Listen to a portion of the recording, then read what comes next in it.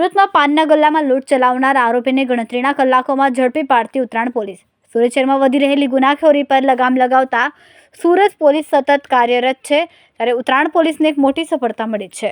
પાનના ગલ્લામાં લૂંટ ચલાવનાર એક આરોપીને પોલીસે ગણતરીના કલાકોમાં દબોચી લીધો. ઘટનાની વિગત એવી છે કે સુરત પોલીસ કમિશનર અને ઉચ્ચ અધિકારીઓના માર્ગદર્શન હેઠળ ઉત્તરાયણ પોલીસ સ્ટેશનની ટીમે લૂંટ અને ચોરીના ગુનાને ઉકેલવા કવાયત હાથ ધરી.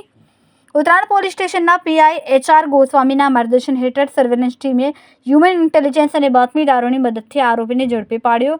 ઝડપાયેલા આરોપીનું નામ સૂર્યદેવ ભરતભાઈ વિરડિયા છે, જે મૂળ અમરેલીનો વતની છે અને હાલ સુરતના અમરોલી વિસ્તારમાં રહે છે.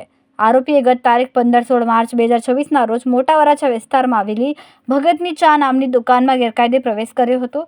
આરોપીએ તેના કારીગરને ધમકાવીને કેબિનમાંથી અલગ અલગ બ્રાન્ડની સિગારેટના 15,000 રૂપિયાના વધુની પેકેટોની ચોરી કરી. આ કામગીરીમાં PI HR. Goswami, PSI NG. Patel, surveillance સ્ટાફના આર.ડી. ઘાગલ તેમજ અન્ય કર્મચારીઓએ મહત્વની ભૂમિકા ભજવી.